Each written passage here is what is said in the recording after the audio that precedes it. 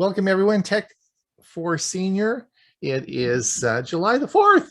Welcome, and hopefully everyone's having a great July the 4th weekend. It is episode 119, Hewie. We're almost at 120. Hey, not bad for a couple old guys, eh? Oh, yeah. Who would have thought we were going to last this long? Exactly.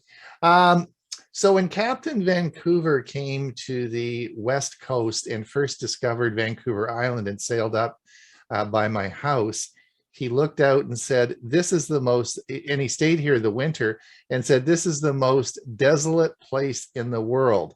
And he, and there was an area, of course, a big inland waterway called Desolation Sound, and it was named after that comment. Well, this morning I got up and it was cold, it was raining, it was overcast, and it was absolutely a miserable day and the most desolate place in the world. So we're not having a good, on the West Coast, we're not having a warm, sunny July the 4th. It is really a miserable day out. I guess everybody on the West Coast is probably experiencing the same. Anyway, we are appreciative of everyone being here. We have 53 hardy souls that have actually come to listen to us today, Hewie. That's pretty good, I think. And yeah, absolutely. That's great. And we even have a premiere service for everyone for today that I've put the links in the chat, and I'll continue to do so. Dewey's going to talk on streaming services part 2. Hewie's going to talk on Windows 11 features again, and we're going to try and figure out if you were right. And I'm going to be talking on mopping your floors with a robotic vacuum. So all sorts of things to talk about today on our premiere service that will start at 1/2 the hour. For those of you who want to listen to us again this week, on Thursday, of course, we have Tech for Senior Live. And we will be we'll be having a great show this coming Thursday. We had a really good show last week, so that's an exciting time. And that, of course, is podcasted out to our podcast service. So if you want to listen to us on a podcast, that's great as well. We have next week, of course, we have a really special guest. Of course, it will be Chris Gould talking on Google Photos and new features. Lots of things have happened since Chris talked last time. Now Jim's of course listening and said he's going to be here as well because he does all the work. You heard him talk about that. Chris, I don't know if you heard that earlier. Hey, she's coming now. Be quiet. Okay. We won't talk. So we're all excited about that. So that's going to be an upcoming show next week, which and we're going to devote about 30 minutes of the show to that. So we look forward to learning all the new features of Google Photos, which of course they just keep rolling out and rolling out and rolling out. And bring your questions. And bring your questions. We'll have questions as well. Also, then following that, the following week, will be on the 18th. Of course, Mike Ungerman will be back with part 3 of solar energy for your house, and he's actually working on part 4 as well. So we have lots of things coming up, including a great show for you today. We also record this, and it records this to our YouTube channel, and it is also being broadcast live to YouTube right now. So that's what our plans are today. We'll get going, and I wanted to introduce everyone here, all our staff. Hewie, of course, had a very special day yesterday, and we want to wish you a happy birthday, even though you're only 50. Yeah, I wish. 30 years ago. 30 years ago. Well, I just didn't want to tell everybody how old you are. No, I appreciate that. Yeah, I did get a lot of well wishes and birthday wishes on Facebook and by email and by a couple of those services that they put together all these little cute videos, and it was a fun day, and I thank everybody for the well wishes. And I saw also my birthday today. And I say I'm 48 backwards. Well done, Murray. Well done. And Bob, speaking of a young fella, how the heck are you doing? Just fine. Mm-hmm. Just another day. And are you doing anything special for the 4th of July? The flag went out this morning, and I kind of have a background that celebrates the 4th of July. Yeah, that's the big the balloon Yep. balloon what's it called again? The Well, Balloon Fiesta for us here Right. in New Mexico is the end of September. Right, so that's coming up. Yep. Right. Can you actually see them from your house? Yeah, with binoculars I can. Okay. With the naked eye, they're tiny, tiny little specks. Oh, okay. And of course, Ray Baxter is back. We missed Ray last week, although I think I did. Ray, I don't know if you saw last week's show. Did I do a good job? I played everything like you told me to and got it all done. I did. In fact, it was so good, I thought you were going to be replacing me going forward. I was a little worried. Did you have a good time camping? We had a wonderful time. I'll talk a little bit about it later, but we're up in the north rim of the Grand Canyon. And for those folks that have only been to the south rim, the north rim is worth the extra drive. Beautiful. Excellent. Excellent. So you're back now and ready to, you're recharged and ready to roll. I guess I'm ready to roll. I don't know about recharged. Camping takes a lot out of you. It does, eh? Okay. And of course, Bill James, how the heck are you? Doing great, thank you. Do you have any special plans for today? We're going to grill some this afternoon. Mm-hmm. If it doesn't get too terribly hot. Mm-hmm. Right now it's pretty comfortable, but it might get up into the 90s. Oh, really? So that's going to be warm for you. Yeah, but that's kind of the plans we have. All right. Great. Well, I think that's I haven't missed anybody. No, that's good. So I'm glad everyone's having a good time. I'm hopefully you're all using your watches or phones to tap and pay and get your and have some fun with them. As we spent a lot of time talking about Google Pay, Samsung Pay, and Fitbit Pay. If you I read an interesting article yesterday of the trials and tribulations Google has with their Google Pay system.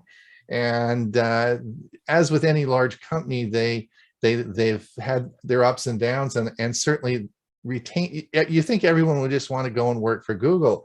But the article I just posted over on our Facebook page, Google loses 2 executives, one for messaging and workplace, the other for payments and accounts, which of course is Google Pay. And it's a very interesting article to read about the difficulties that Google has had implementing the pay services that they have. And so I just note that for everyone, if you want to have a look at that and read it, it makes for very, very interesting reading. All right, let's get rolling here. We have a big show for you. Bob, are you ready to get going? I'm hoping to be ready to get going as soon as I get everything in order.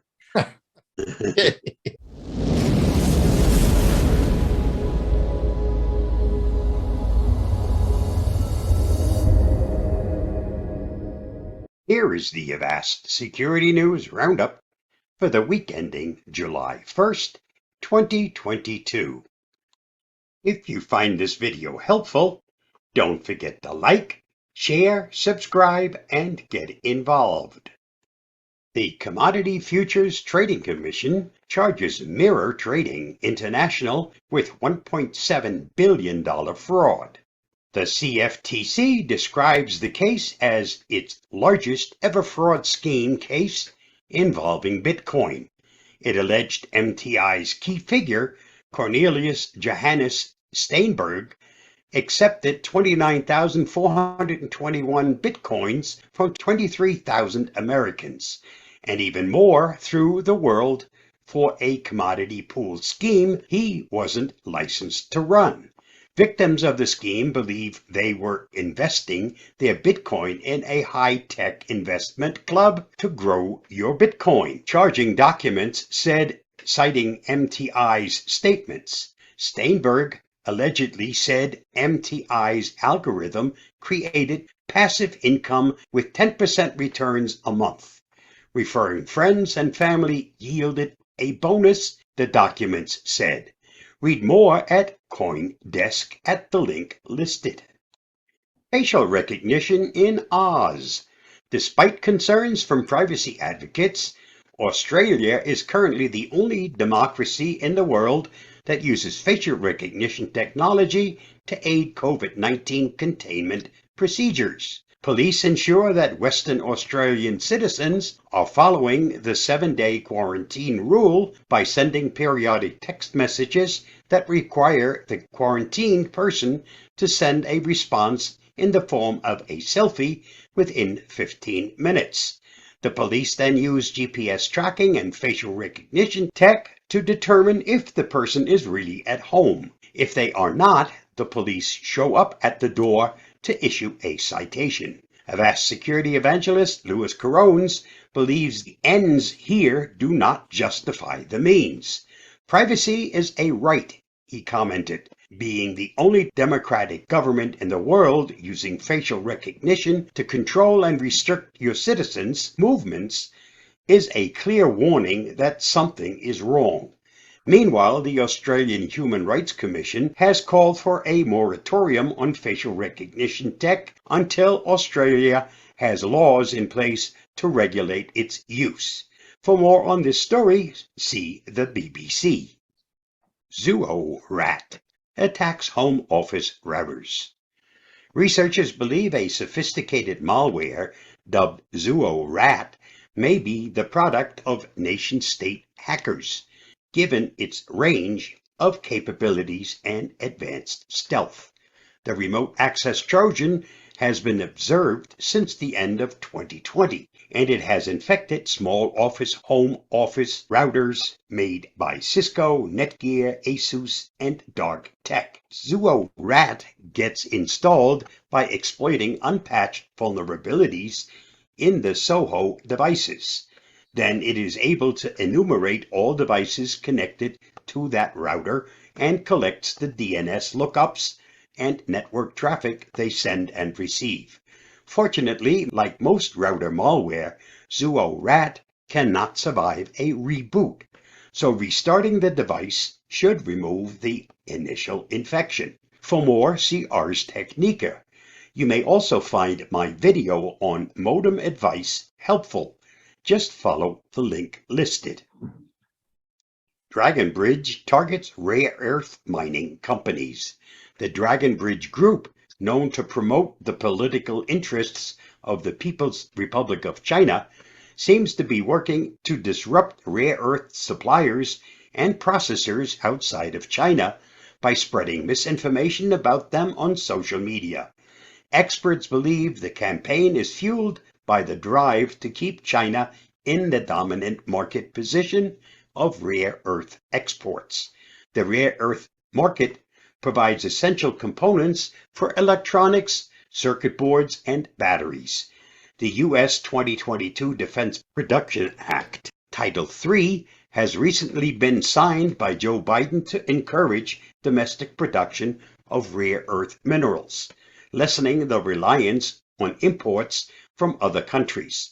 The companies targeted by Dragon Bridge are large enough to threaten China's dominant position. For more, see ZDNet. U.S. State Department gets more proactive on cyber threats. The State Department Bureau of Intelligence and Research released a new cybersecurity strategy this week meant to create a more proactive culture when it comes to finding and fixing vulnerabilities. This is a comprehensive approach to shifting from a reactive cybersecurity posture to a proactive one where we're constantly hunting for potential threats in our environment rather than just waiting for alerts to fire and then we're investigating, commented Assistant Secretary of State Brett Holmgren. The new strategy involves migrating to the cloud, prioritizing and leveraging new technologies, and deploying real-time threat-based security functions. See Cyberscoop for more. The World Wide Web Consortium strikes a blow for digital freedom. W3C announced it was overruling the objections of Apple, Google, and Mozilla and approving W3C's decentralized identifiers, DIDs 1.0 as a W3C recommendation, often described as the fundamental building block of decentralized identity.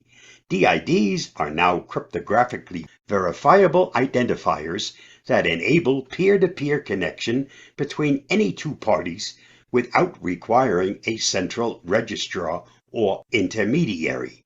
This creates a private and secure channel between those two parties where data and communications can be exchanged, without the risk of any third parties being able to see or correlate that activity.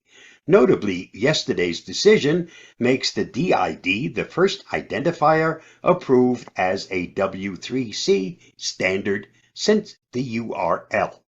This milestone is especially meaningful for Avast and our customers because it will tear down the walls of the castles of cryptography and make the riches of digitally signed and encrypted data available to everyone, everywhere.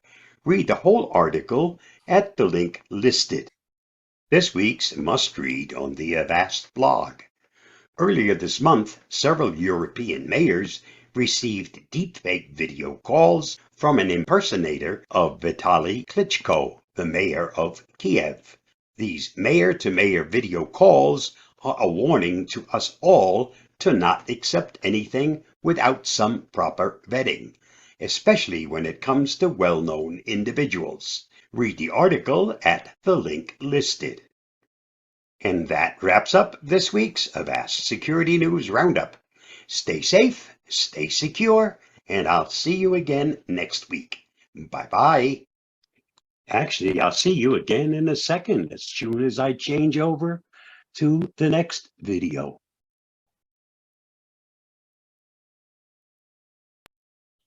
Cookie banners and what to do about them. The wrong thing to do is to hit the button that simply says, I accept. The right thing to do is to look at the cookie settings. Select it, and now you have choices of what cookies to accept and what cookies you want to turn off. Almost all sites, in order to make them usable, have necessary cookies. These cookies are necessary for the website to function and can't be switched off in our system. They are usually only set in response to actions made by you, which amount to a request for services, such as setting your privacy preferences, logging in or filling in forms, and you get to set your browser to block or alert you about these cookies. But some parts of the site may not work if you do that. Necessary cookies are something I always allow. Next, we come into performance cookies. And personally, I allow necessary cookies. I don't allow performance cookies. Turn it off. And then you have the social sharing cookies. That's where they share your information with all of their buddies, and you will get bombarded from all over the place. So social sharing, third-party cookies, thank you, but no thanks. Turn it off. You've now made an educated decision of what to allow and what not to allow as far as cookies on that website. Save the information, and the next time you visit that website, you're not going to see that cookie banner. Stay safe, stay secure. I hope that helps. And have a happy 4th of July. Thanks, Bob. That's great. Mhm. Those settings get saved, and each time you go back to that page, then you don't have to get that message again, right? That's correct. Yeah, because if they save it. Yep. Okay, Does that great. work across all browsers? Yeah, because it's a website specific. The cookie banner is specific to a website. and it's the website that saves that information. Okay. Thanks, Bob. All right, let's get, I want to get on with the next video I have. This was, I did this as a result of a question we had from some of our viewers. We had about a month ago, someone asked, should I buy or rent a cable modem? And I thought, I didn't think we give a very good answer to the response. So I made this video, and I want you can have a look at it. If there's any questions, we can deal with them in the Q&A. Let's get going here. Is it better to purchase or rent a cable modem? Of course it's better to purchase it. Who wants to rent one every month and pay $10? Much better to purchase it and save a lot of money in the future. Hold on. That's what we have been saying for the past 10 years. But is that true in 2022? Let's have a look at that. It's Ron Brown with Tech for Senior, where we make videos to help seniors understand technology.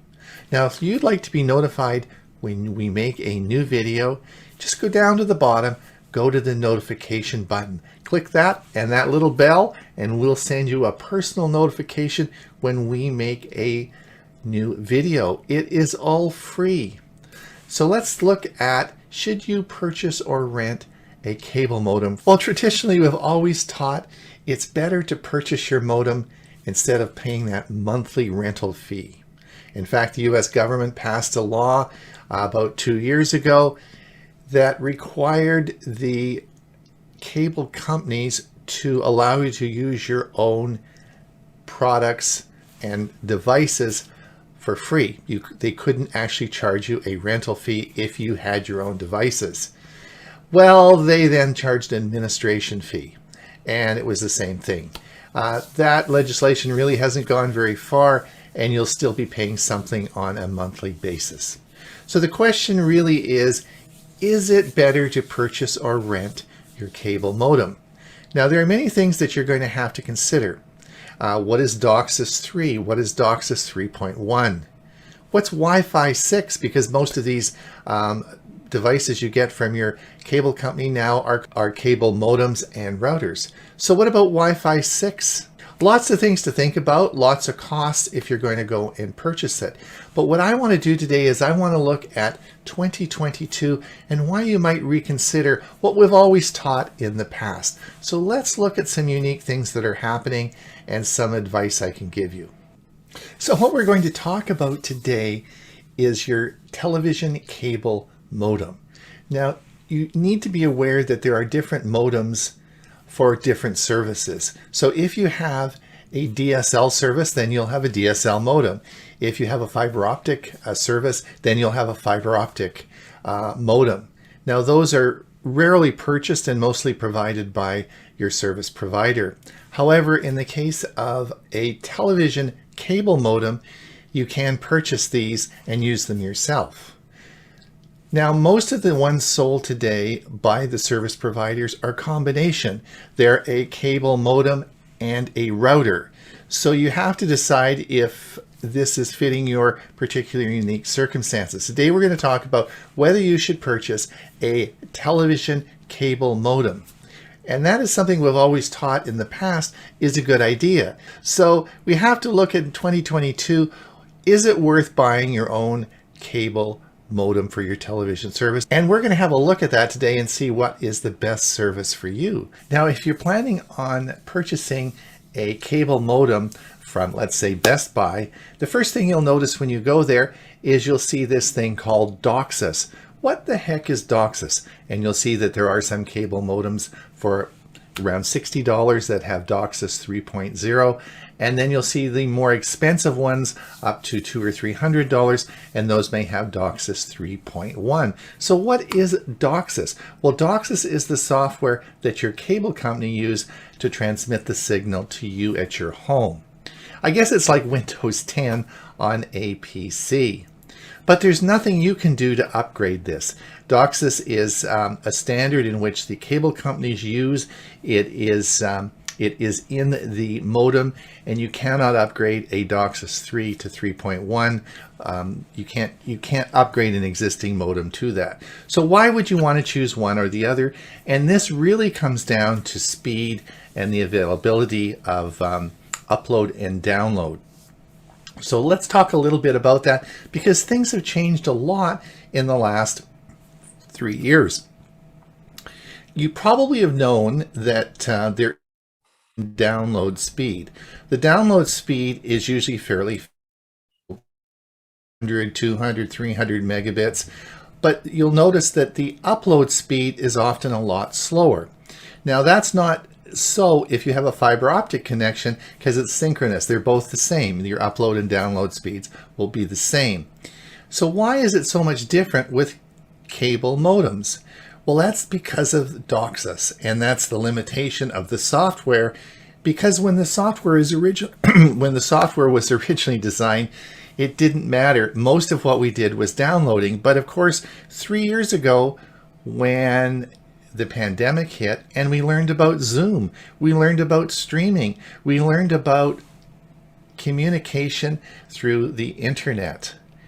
This all made a big difference on how we purchase and the services that we need with our cable companies, because now the upload speed becomes really important. So if you had an old cable package that had only a 5 megabit upload speed, and maybe at the busy times it was even less than that, you will have problems using Zoom and other communication tools, because of course our voice and our speak is being uploaded.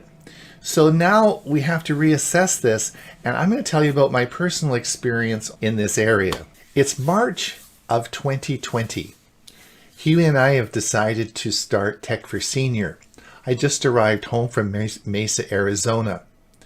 At home, I had a cable package that I'd had for many years.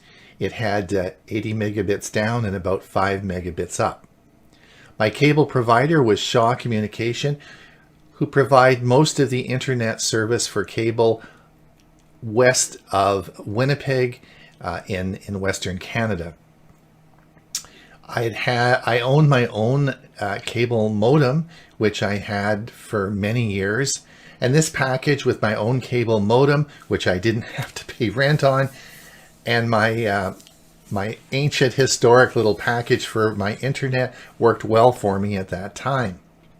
So Hewie and I started Tech for Senior, and the first thing that was really obvious was that this internet package wasn't going to work. The upload speed was way too low for trying to have any effective form of communication. And this, of course, was a big change, because prior to this, really, Zoom, I hadn't heard of Zoom, we hadn't used Zoom, and communication over the internet wasn't this had all changed. So here's a tip. The first tip is that you have to reevaluate old packages that you have. And I was paying a lot of money for something that I could get a much better deal on. So that's the first thing that you have to think about. So I phoned my cable company and asked to have my package upgraded to 300 megabits down and 20 megabits up. I thought this would work very well based on my needs at that time. And they said, that's great, but you have to change your cable modem. Rats, I thought, okay. And of course I had to rent a cable modem for $10 a month. Well, okay, so I need the speed, and in order to effectively create the show, this is something we have to do. So it was, so I said, go ahead. And so my new cable package was implemented. I had the technician come out and install the new cable modem. Was a cable modem router. This, of course, bridged over to my Orbi mesh system, which I was really excited about. And when the technician came to install it, he was a former patient of mine. I looked after their families all, and he said, "Hi, Doc, how you doing?" And he said, "Yeah, you'll be happy with this this new upgrade." And so he installed my new cable modem, and of course they bridged it over to my of course, my great Orbi mesh router system. So the bridging is something that's important for you to understand, because most of the modems that you purchase today will often be a modem router combination. You can't have two routers on one system because the router defines the IP address or each individual unique device that you have on your network. So you can't have two routers connected because they will both be issuing IP addresses, and your system will get confused, you'll get confused, everybody will be confused. So when we talk about bridging, what bridging means is the cable company bridges or turns off the router in the router modem combination and then bridges it over to your router. And in my case, it was my Orbi Netgear system. This immediately solved the problem and was great. I had no problem at all. Life was good. We were able to use the Tech for Seniors show. It worked well, except my life changed. And in other words, I ended up being a video editor. I was doing big files and doing a lot of video editing. And this really was going to become my life over the next 2 years. I didn't know it at that time, but that's what it is now. So that prompted the next change. So after doing video editing for 3 months and waiting for 1 gigabit files to upload and download, I thought there's got to be a faster way to do this. So again, I phoned up my cable company and said, I think I want to go from 300 megabit down. I'm going to go up to 600 megabit down. And with that, I think I got about 30 megabits up. They said, no problem. We can easily do that. It's another $10 a month. Everything seems to be $10 a month. So $10 a month, fine. But it required a new modem. So guess what? Yes, the technician comes out again with a new modem. He says, Doc, what's the matter with the last one? I just put it in 3 months ago. And I told him the story and he said, yep. He said, and I'm sort of sitting there thinking, oh boy, this is going to be great. Not very many people have 600 megabit down. And so I was discussing this with him and he said, no, I don't put very many of these modems in. And I said, yeah, I know. And he said, because we only use, for the past 3 years, we've only used 1 gigabit modems. I said, what? He says, yeah, he says, nobody uses these. He says, I got a whole truckload of 1 gigabit modems. They all come from Comcast. These are modems, and all the equipment for Shaw Communications is actually purchased from Comcast in the United States. So he said, yeah, he said, we use pretty much exclusively 1 gigabit modems now. And I said, well, why would you want to do that? People don't really need that much internet speed. He said, it's called Blue Curve TV. And I said, what? And I sort of heard about Blue Curve TV. It's been around now for quite a while. He says, no, there's no cable needed in your house anymore. It all works from streaming. Really? I said, yep. He says, you don't need any cable connections whatsoever. And this Blue Curve TV can handle up to 8 Xboxes on your network doing 4K simultaneously. It's that fast. I said, well, no, I'm not ready to do that. And just put the modem in you brought.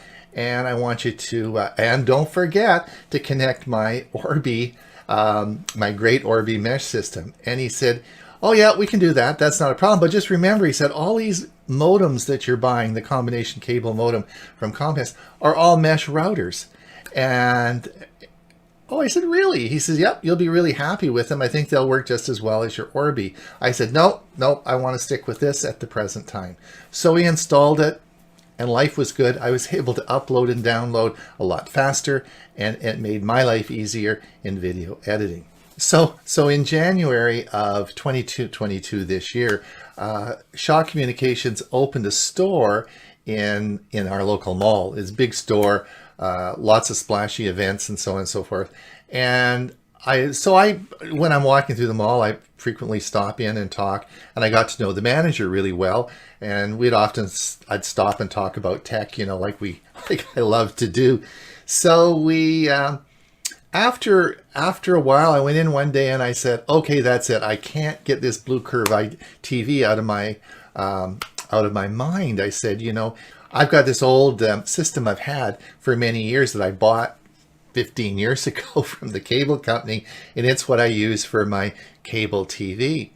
So I said, go for it. I've got 6 TVs. Give me a price on putting the Blue Curve TV system in and upgrading to a 1 gigabit system. So he does his little thing on the computer, boop, boop, boop, boop, boop, boop. He says it'll be $10 less a month than you're paying now. What? So guess what? Out the door I went, and the service technician was coming the following week to yet install my 3rd modem router in 6 months to my system. Now, it was not the same, my patient who had done the 2 previous ones. It was a different fella.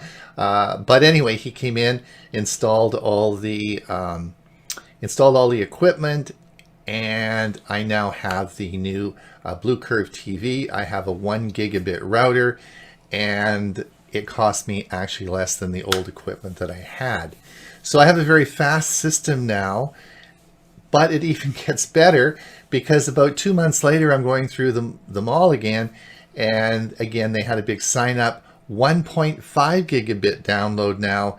And so I went in and talked to them, and they said, oh yeah, we can do that for you. And I thought, I got to do that because it's going to be faster than Hewie's. And we always are going to have one-upmanship there. So anyway, I got the 1.5 gigabit, and no, I didn't need yet a 4th router. So the purpose of talking about this is for you to see the rapid change that is occurring in our existing cable systems. And let me explain why that is so. So let's look at what I've done. Going back to March of 2020, I had my own cable modem and internet package.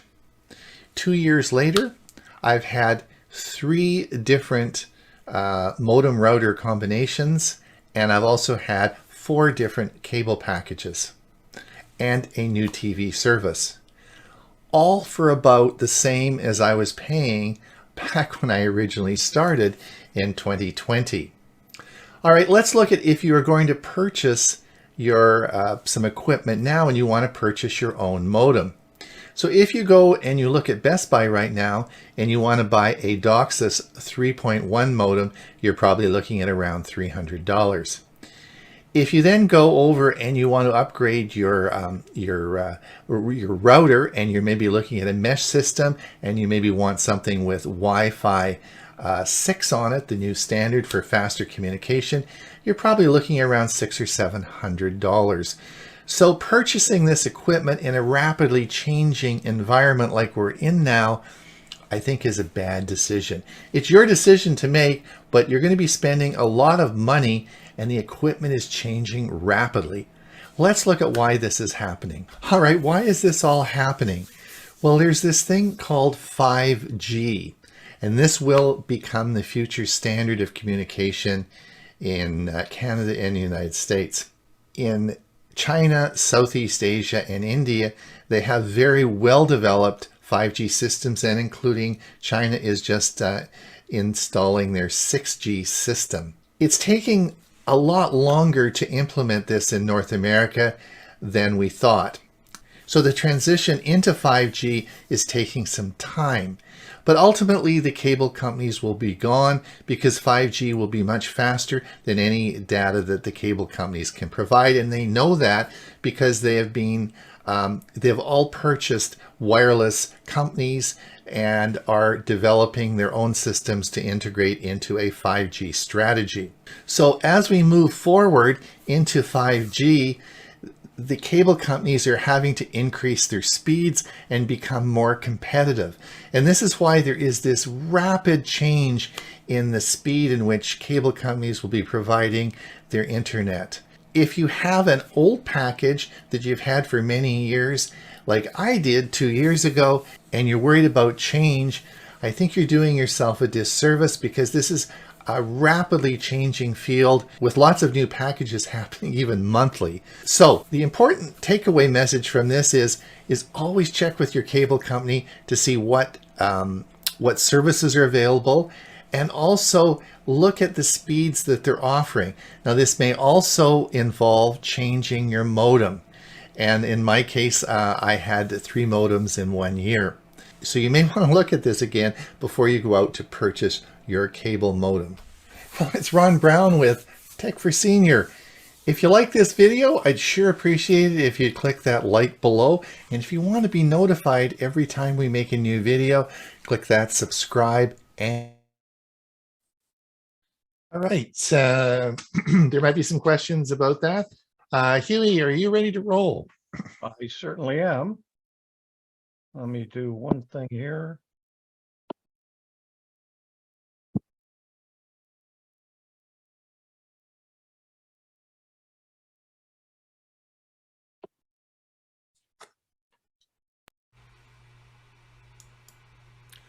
Google Maps has historical street view imagery.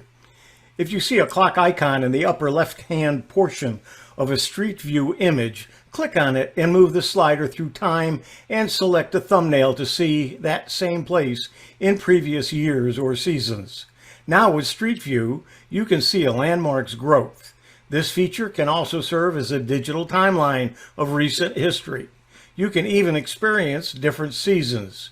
You can see the various occupants of storefronts. Let's take a look. This is Google Maps Street View Timeline. I'm Hewie Poplock. I want to show you a few things about Google Maps that you may not be aware of, and something that I use a lot.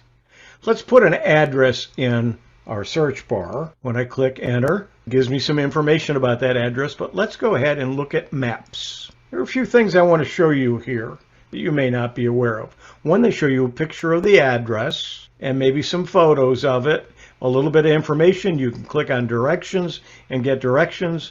You can save this. You can look at nearby items. You can send this to your phone and you can share it. I'm not going to go through those items right now. What I do want to show you is you have the street map here. If you hold it over the red dot, you'll notice over here you can zoom in, you can zoom out. What I want to show you though is this little item down here. And let's go ahead and drag that up to the address. Now as I'm dragging it, you'll see there are some dark blue lines now on several streets. Those are streets that the Google truck or van or whatever the vehicle was going through and taking pictures of. So what we're going to do is look at the pictures that were taken at this address. Here is the address that we want to be at. It's a Peruvian restaurant. Now, there's several things we can do here. One is we have down here the streets, and this is the street view. So if we want to see a larger version of this, we can expand this, and we can see the streets and where we're at, so we can move around to a different location if we want, and we can minimize that. Now, if you'll look up here on the top left, you'll see it shows the address, and it shows something called Street View, and it says March 2021. That's when this picture was taken by the vehicle that Google sends around. If you see here, there's a little clock to the left of that and a down arrow. When you click that, it gives you a whole bunch of previous times. This is what it looked like in 2007. It was a Pizza Hut. And we can move along this timeline. In April of 2011, it had changed and it was a thrift store. And as we move up, we'll just take another one here. July of 2015, it was Leanne's Vietnamese restaurant. And I used to go there when it was a Vietnamese restaurant. And it stayed that for several years. But then in 2019, it changed to the Peruvian restaurant. Now, the other thing that you can do with this, and let's just drive down the street.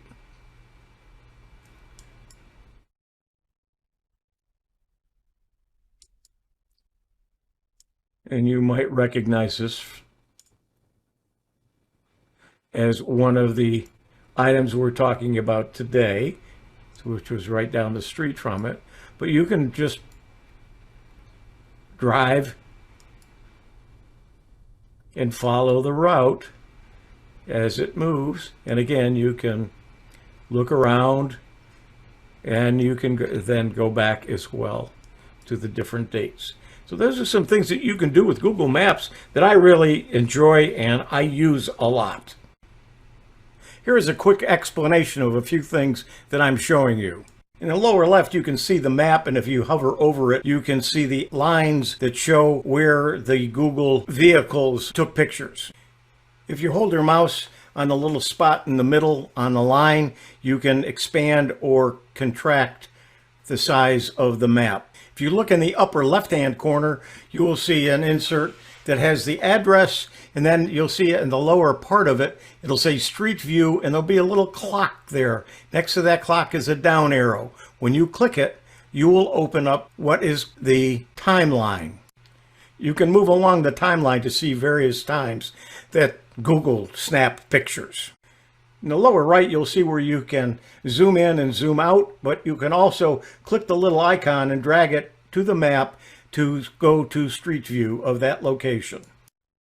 In this scenario, we're not at a particular building or a particular address. We're just on a street. What I'd like to do is kind of show you what it looks like. Although it says January 2020, it's pretty much the same now. But we're just looking around 360 degrees. All right, and look at the clock with the Street View, and we're going to click on the clock. We're going to see if we can go back to 2007. Let's go back to 2007 right from the beginning. Let's come all the way here. We click on here, and we can see that this, we can't see the name of that bank. It looks like they're changing the sign right there as we're looking at it. Next door is a Hess station. As we look across the street, there is a Sweet Bay grocery store, and the Burger King is there, which is now, by the way, now closed. Looking at it today, that's Ameris Bank. There's a Waffle House there. There's a Wawa here. Let's go to 2019, February 2019. And Ameris Bank is Fidelity Bank. And there's the Waffle House as we look across the street. Yeah, there's the Wawa, June of 2018. And it was Fidelity Bank. And the Waffle House. And there is a boarded up grocery store. They'd put the fence around, but they hadn't started it yet. Okay. Let's move back. April 2015. It's First Bank. There's no Waffle House. And there's the grocery store. It was changing from a Sweet Bay to a Winn-Dixie. Okay, we're going to come back now to 2011. It's still First Bank. There's a gas station where the Waffle House is. And there's the grocery store in the background. It looks like that was a Sweet Bay. And if we go back to 2008, looks like it's still First Bank, still the gas station, and that's a Sweet Bay, and looks like they had a few cars in front of it. And 2007, that was First Bank as well. There's the gas station was open at that time, and there's Sweet Bays. And again, coming back to 2020, which is today, we have a bank, we have a Waffle House, and we have a Wawa. So that area of Cortez Road in Bradenton changed considerably over the past 13 years. Let's take a look at an address that I saw in a news article about a new restaurant opening. When we go to that address and we then go to Maps, let's go to the Street View. By going to the Street View, we come down here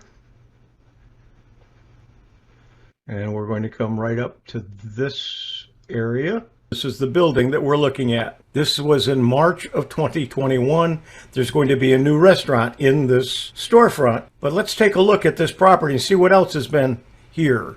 By doing that, we come up to this window and click on the clock. And you'll see that it has different views. So right now we're in March of 2021. And let's go back to July of 2019. And it was Leaf and Lentil. It was the same restaurant that just recently closed. Let's go back to 2018. It was something else. We zoom in, it was Porky's Fusion Barbecue. And then before that, it was Planter's Palette. You can see it in the title here. And if we come around the corner a little bit and look at it from a different view, we could see the entrance. And let's go back to 2014. It was Bellinona's Bistro. And let's go back to 2011. It was Chips Fresh Mix. And 2011, it was still Chips. And then going back all the way to 2007, it was a Domino's. So it changed hands many times, and it's changing hands again. And we'll come over here and look at it. So it's fun going back and looking to see what was in that same location over the years since 2007. This is the Westin Hotel in downtown Sarasota. Most recently, they're working on the road and building a roundabout right at that intersection. That's why there's construction there. Let's take a look at the clock. And now we can see that we're in, this picture was taken in 2021. Let's go back to 2019. You can see the construction wasn't there. There's not much difference in the location. We'll go back to November of 2018. It also looks very similar. June of 2018, they were still working on the outside of the building. Let's go to 2016. The building was under construction. It was a building, it just wasn't completed. As we go back a little bit further, let's go to 2015. Well, they were building the building, but they were only a couple of stories high. That was July of 2015. Let's go to April of 2015. It was only 1 story high. Lots of cranes. Let's go to 2014. And it was a field. It didn't change much from 2007. Let's take a look at that. Again, it was a field. And today. Wait, there's just a little bit more I want to show you. Let's take a look at Lecom Park in downtown Bradenton, Florida. It is a home of the Pittsburgh Pirates spring training and the Bradenton Marauders minor league baseball team. You can move around and do a 360-degree look at all around the area, and you can also zoom in on whatever you're looking at as well. Notice there's a little icon here which tells you what the item is. If we click on that, it opens some information on the left panel, which I showed you briefly at one of the other areas. But you'll notice that it does give you the address, it gives you a website, a phone number, maybe some other information about it. But if you move up here, you'll see there's a photograph. And if you put your mouse over it, it'll show you that how many photos there are. And if you click on it, it will show you photos of the particular location that you're looking at, if there are some available. That's it for Google Maps. I'm Hewie Poplock. There you go. Pretty cool. That's that's amazing. I bet you they're pulling those off of Google Photos. So we'll ask Chris. Maybe Chris will talk about that later.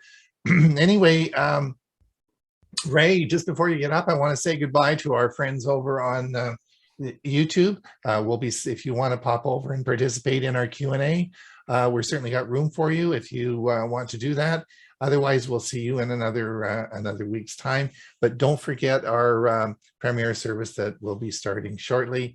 Okay, Ray, let me just stop the feed and then you take her away. All right. I just want to mention before I get started, I'm back from my trip to the North Rim of the Grand Canyon, and there was 2 memorable things I want to mention. It was the very first, the weather varied day by day. So it was the very first time in one 24-hour period, I used both the heater and the air conditioner in my motorhome. But the second and even more memorable was when I had to get gas to come home. With only one gas station nearby, $6.20 a gallon. I fill up, it stopped at $175. Not because my tank was full, but because that was the limit on my credit card. But it was a great trip anyway. So here we go.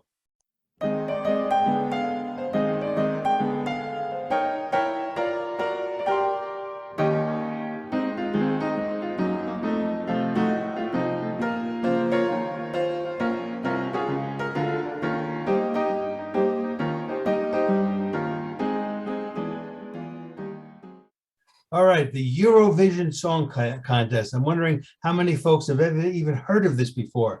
So on this trip to the Grand Canyon, North Rim, and as I often say, for me, a much more enjoyable experience than visiting its counterpart to the south, if only because it is so much less crowded. So we went with a couple of good friends, John and Patty, and they introduced us one night to the movie called Eurovision Song Contest, The Story of Fire Saga. And this movie is now streaming on Netflix. Now it's a 2020 musical comedy starring Will Ferrell, Rachel McAdams, and Pierce Bronson. And it has a story that revolves around the world's biggest song competition. Now, if you're ready for a feel-good story, albeit a little bit silly when Will Ferrell's in any movie, this is the movie you'll want to see. The Eurovision Song Contest, simply known as Eurovision, has been held annually since 1956. I never heard about it before. They didn't hold it in 2020 thanks to COVID, but it's made it the longest running annual international televised music competition. Active member countries of the European Union and invited associate members are eligible to compete by submitting one original song to be performed live by an individual singer or group of up to age 16 or older. Each country awards points to the songs performed by the other countries. Germany has competed the most times, while Ireland currently holds the record for the most victories with 7 wins in total. Now, several of the best-selling music artists in the world have competed in past editions, including ABBA, Celine Dion, Julio Iglesias, and Cliff Richard. Now, so ESC 2022 was the 66th edition, and it took place in Turin, Italy this past May. The country that wins one year is the host for the following year's event. 40 countries participated, with the notable exception of Russia, which was excluded due to its invasion of Ukraine. Keeping that in mind, the 2022 winner was Ukraine, with the song Stefania, performed by the band known as Kalush Orchestra in a hip-hop style. Now, Oli Pisuuk, the 28-year-old Ukrainian songwriter and singer, is the rap artist in this video. The song Stefania was written by him in tribute to his mother. If you watch the YouTube video link I've provided below, and I'll put in the chat today, you'll be able to see the English translation of this song's lyrics. Shortly after winning the Eurovision contest, Oli decided to temporarily leave his band and join the Ukrainian army on the front lines to help his country keep their independence. Accordingly, I thought this would be an appropriate selection on America's Independence Day. And there you have it. Any idea what that instrument was that he was playing? The long flute? It's some kind of flute, I think, but in a shape I've never seen before. And he can dance and play it at the same time. That's pretty amazing. Well done, Ray. That's amazing. And yeah, that's crazy. I hope he's doing okay. Now we're going to be starting the Q&A part of our show now. I know there were some questions earlier on. If you excuse me, I have put the link to the many times today. I've put the link for our premiere service in. For those of you who have to leave now, you may want to pop back at hour. Our premiere service will be starting. So there are a lot of people in the audience today. If you can hit the reactions button at the bottom there and raise your hand, it helps because you can pop up and we can answer any questions that you have. I just wanted to let everyone know, in my video that I made, I talked about Blue Curve TV, and of course that's and reference back to Comcast. Comcast has their Xfinity Flex, and if you look on their webpage, the equipment they use is exactly the same as Blue Curve TV. So that's what that's exactly the equipment. It's the same equipment. So go ahead, Steve. Unmute yourself and say hello. Yeah, missed that. Yeah, with the Street View, I've got a little anecdote about that. I was looking for my endocrinologist's building where the office was, and I put the address in, and it showed me the side of a Canada Post truck. So what I did when I actually got to the building, I took a picture of the building and I submitted this as the office building instead of the side of a Canada Post truck. And since then, I keep getting messages from Google saying that it's hit another, I mean, it's gone over so many hits, people viewing it. It's like over 50,000 and still going. And you can actually do that because I've had that happen a few times where the building you're trying to find isn't on the street view. Well, if you get a picture, you can actually put it in there and they'll put your picture in instead of their street view one of it. Thanks. That's great. So we can participate and we can upgrade it. What if we don't like the picture of our house? Can we put our own picture in? Yep, you can. Oh, And really? you can also tell them to block it, and they'll blur it for you. Why? One of my friends did that. I'm not sure why. And I asked him, he didn't respond. But why would you want to blur it unless you were in front and you just didn't want your picture on there or something? But you can ask them to blur the picture, and they will. Well, they automatically blur license plates. Right. But what if you were in a divorce or something and you had the big motorhome sitting in your driveway, which you'd already told everyone you sold like 10 years ago? Maybe that wouldn't be such a great idea. You might want it blurred then, eh? Yeah, that would be a good reason. Good. All right. Thanks, Steve. That's great. That's great information. Yes. Bob, go ahead.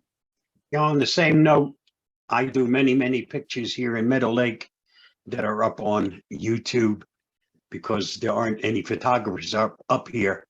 Also, I have a picture from a car that I purchased at Enterprise, and apparently somebody is using that phone because that now has over 5.8 million views. And all it is just the building with the car that we purchased in front of it. Amazing. You never know. If it hits Google, forget about it. It just goes wacko. There you go. Thanks, Bob. And Chris, where do they get all those pictures for Google Maps? Do they just pull them off?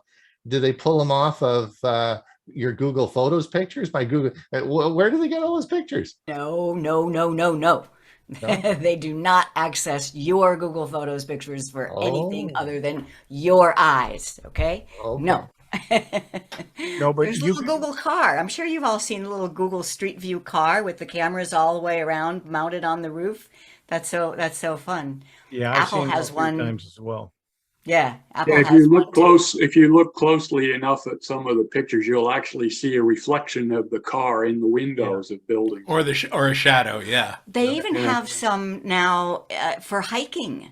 Yeah, they have backpacks. They have this camera that's on a backpack, and you see the shadow of the guy walking with this big thing up above his head. Yeah, they've actually just released a new one. I was reading about it. It's much smaller, and it does the same thing. So you'll see more and more coming up in the future. But with Hewie, when Hewie showed that stadium, right, and all those pictures that were in the stadium, on the left-hand panel there that he was showing, like where did all those come from? You can actually upload to it when you're there. Sure, one of the things is you want to add pictures to it. So if you were at the park and watched a game or something, some of those pictures, and it does have their name next to it. Oh, really? You can absolutely share your own.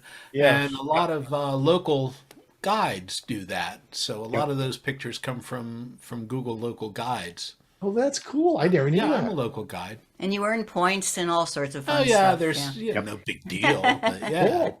And if you want to take that immersive photosphere and you don't have a phone or camera that'll do it, download the separate Street View app, and it turns your camera into a photosphere taking camera, your phone camera. And you can upload a full photosphere to the Google Maps Street View. Yeah, they like that stuff. But I want to say thank you to Bob Gastisha for making me aware of the news about decentralized ID out of the World Wide Web 3C consortium. That is huge. That is just huge. And I'm doing a session on Bitcoin and blockchain next week, and that, that pulls the rug out from underneath and puts a new Correct. rug in. For Correct. the APCUG. Hopefully, Right? hopefully they will implement it soon. Unfortunately, most of these things always take lots of time to implement. Well, it's a start anyway. Yeah, we were talking about how rapidly things change earlier in the show, right? Yep. They can, and this is the start. Cool. Yep. Thank you. All right, I cool. did not know that. Thanks. All right, George, go ahead. Can you hear me?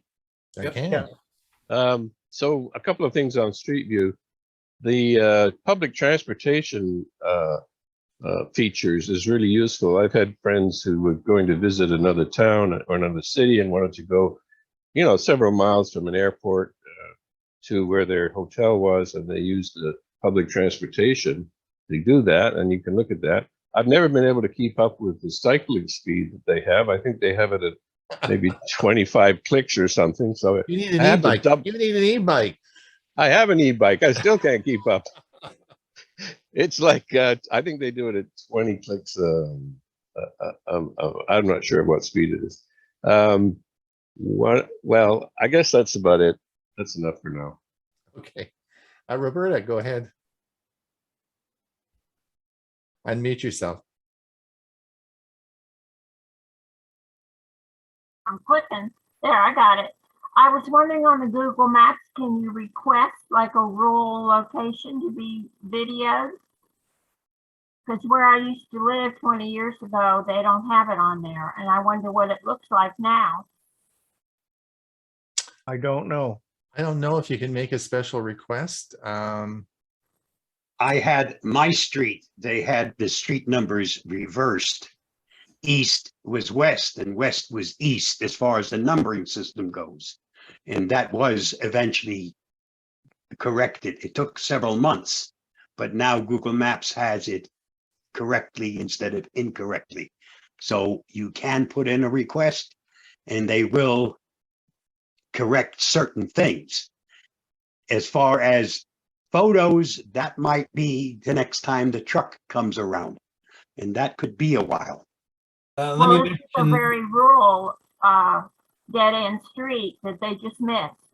no, here's the situation. My brother-in-law was a Google driver on those kind of cars. I have a picture somewhere of him parked in my driveway. They tend not to go on dirt roads or anything leading to a dirt road because they're afraid rocks will come up and damage those very expensive cameras. So if it's that kind of rural area with a dirt road, don't expect to find a close-up picture.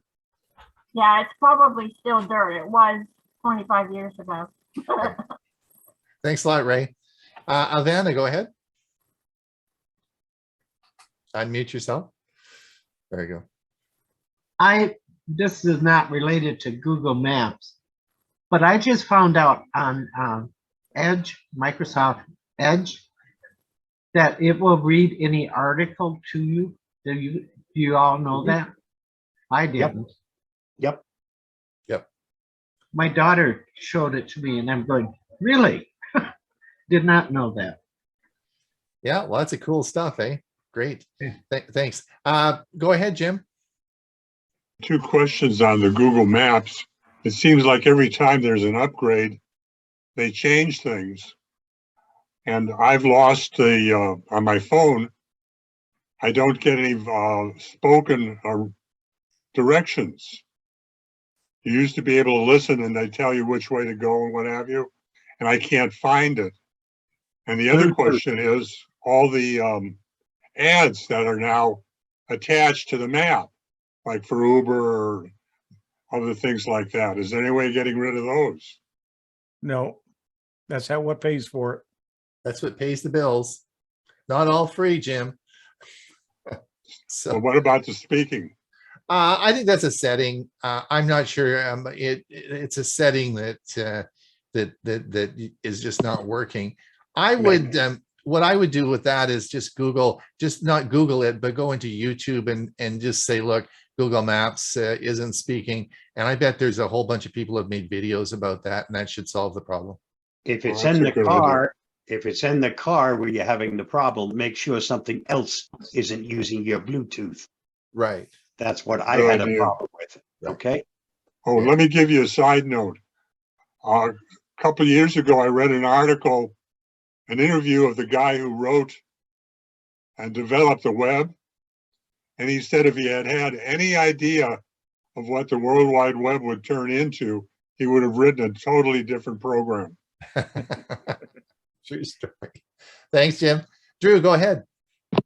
Thank you. My question is for Dr. Brown's talk on the routers. Yeah. I have a question. I have a customer that's coming up in the fall that has Verizon, which is now Frontier Fios.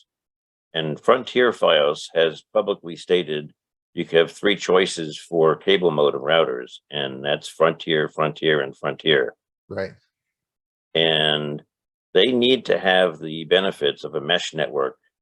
And I think you had mentioned in your talk, you were having the Verizon technician putting their cable modem router into infrastructure mode and using yours as the router. Right. I was going to leave theirs alone and do mine, the mesh router, as the infrastructure bridge router. Is that going to be okay? Well, you can do it either way. I mean, it doesn't matter. You can either bridge it over and use your own one, or you can use it. What I was trying to point out in the video was that, of course, I was an early adopter to mesh routers. I bought one of the first Orbi systems, and it worked really well for me. And I've done a lot of videos on mesh routers, and I really like the technology. But so I was really reluctant to give it up. But in fact, when you look at the Comcast modem routers that you're getting, they are extremely advanced, all Wi-Fi 6, you know, they have DOCSIS 3.1. They are very, very brand new. In fact, you know, I upgraded 3 different modems in, you know, within a 6-month period, and I didn't have to buy them because they just went with the service. So I guess the takeaway message is don't cut the,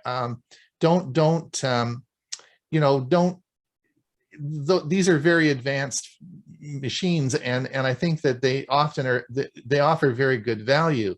And I think that now I've shelved my old Orbi system. I don't use it. I use the one that came with my latest the 1 gigabit router modem combination from it's Comcast. If you look at Comcast, I'm looking at their Xfinity right now. It's the same router that I have in my house, even though I'm in Canada and it's a different company. So don't go and, but I mean, if you have your own mesh system and you want to use it, no problem. You just bridge it over, but you can't use both, right? You have to choose one or the other. Does that answer your question? Yes, it does. I think that what we're going to do for simplicity is just drop they need to expand their coverage, really is what they need, more so than saving money on not renting or renting equipment. And it's the coverage expansion that they need, and they're on Frontier, not on Comcast. And they're just looking for, as you know, a reasonable solution to. I think I'm just going to put it in infrastructure mode and just spread the cubes around.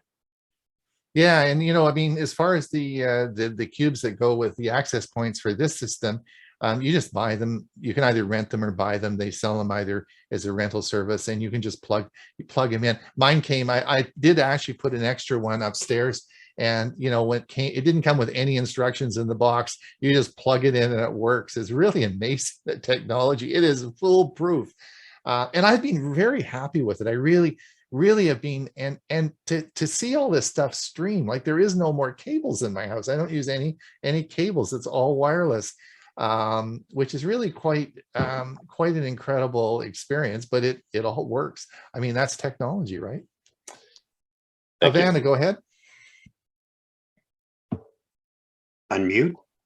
The gentleman who says he cannot hear the Google Maps on his phone in the car, he needs to check the media level on his phone.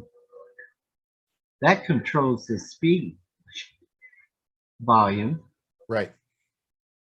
But if he's not hooked up to the right Bluetooth channel, he won't get any sound at all. Oh, okay. Yeah. Okay, thanks so much. We have 1 more minute left, and don't forget next week, Chris Gould and Jim, don't forget Jim. will be here, and they'll be talking about Google Photos. This would be a great show.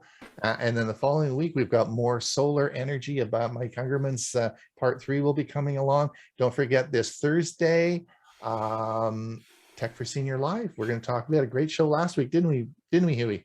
Yeah, absolutely. And we had a lot of fun. You had a lot of fun last Thursday, so come and visit us this There was Thursday. a question on the chat box from Roberta in Central Florida about Chromebooks, and she wanted to know where she can get more information, and that would be the Tech for Senior YouTube channel has all of our Learning Chromebook videos, and that would be a good place. And also check my channel, Hewie P. I have all of my pieces that I did for Learning Chromebooks on my own personal channel as well. And don't forget our new Facebook page, Tech for Senior on Facebook, which has all the news articles about Chromebooks that we're putting on there. Yep, absolutely. Yep, good stuff.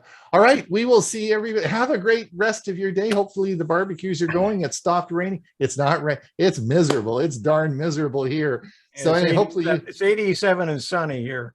Okay. So everyone have a great 4th of July, and we will see you back again next week. Have a great week, and bye, everybody. Don't forget the prayer service in 10 minutes. All right. Goodbye. Happy everyone. birthday. Thank you.